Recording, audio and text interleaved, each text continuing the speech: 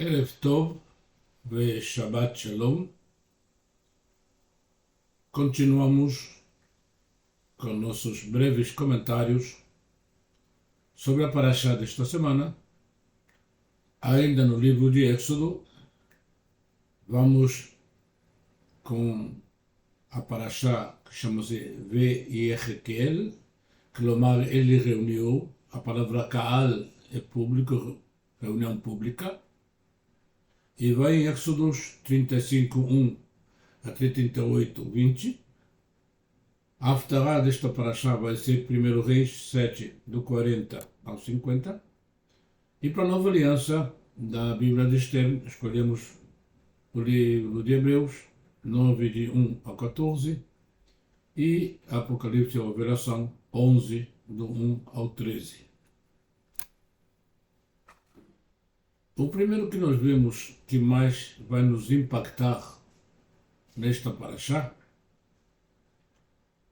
é a riqueza de materiais e a riqueza de trabalho que foram investidos para levantar o tabernáculo.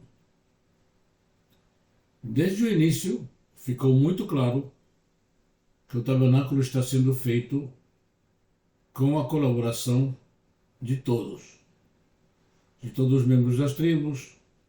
Cada um vai aportar aquilo que ele possui, entre as coisas com as quais saiu do Egito, já seja ouro, já seja outros materiais.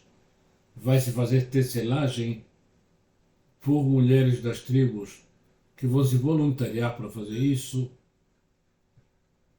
Trabalho de carpintaria sumamente complicado, porque levantar as tábuas de acácia é um processo longo.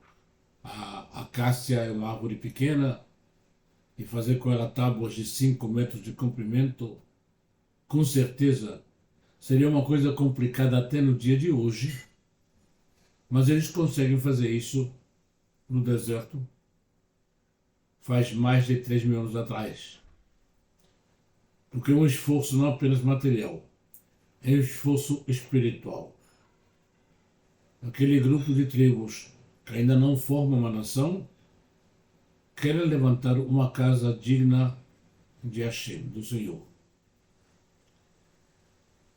E aqueles especialistas em joias, em trabalho de coisas preciosas, surge o nome de Betzalel como o principal entre eles, até tal ponto que, mesmo no dia de hoje, lembramos esse nome. A Escola de Belas Artes de Jerusalém chama-se exatamente Betzalel. E todo esse trabalho tão caro, tão complicado, tão grande, com um esforço muito grande, lembre-se, são tribos que faz pouco tempo saíram da escravidão. Mas eles querem uma casa digna do Deus deles. Se todos os outros povos em volta têm os seus templos, nós também queremos. E aqui surge o problema.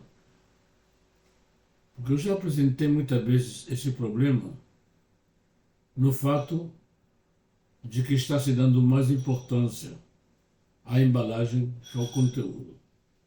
Eu sei que eu sou um pouco chato nesse tema, estou plenamente consciente, mas, como já comentei várias vezes com muitos dos meus alunos, com 80 anos você pode se permitir ser chato também. E por que isso é tão importante? Eu tenho dado a palavra, tenho falado sobre a Bíblia, sobre a Torá, muitas vezes. Em universidades, dando aula,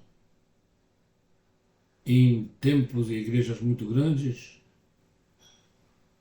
e em igrejas ou salas de congregação que nem se denominam igreja, bem humildes. Inclusive em lugares bem perigosos. E eu sempre senti mais a presença do Espírito Santo, de Ruach HaKodesh, justamente nos lugares mais humildes. Até o mesmo rei Salomão, quando levanta o primeiro templo de Jerusalém, se pergunta em dúvida: será que realmente Deus, Hashem, virá habitar neste lugar? A pergunta é muito simples. O que teria acontecido se o tabernáculo tivesse sido feito de um jeito muito mais simples, sem ostentação, sem cortinas azuis, sem ouro, só de madeira, pura e simples madeira, cobre no altar, madeira de acácia, pura e simples, escura, não são os cedros do Líbano que o Salomão vai usar no templo de Jerusalém, nem muito menos. A acácia é muito humilde. Mas o tabernáculo ficaria de pé de qualquer jeito, porque ele não precisa do ouro, nem da seda, nem das tapeçarias para ficar de pé. Ele precisa de uma fé forte, ele precisa de uma árvore resistente. E volto a repetir então, a riqueza do tabernáculo era fantástica. Trabalho sumamente complicado. Além de ser praticamente uma maravilha da tecnologia para aquela época, porque era um templo portátil que tinha que ser muito resistente para ser montado, desmontado, transportado, e tudo está organizado.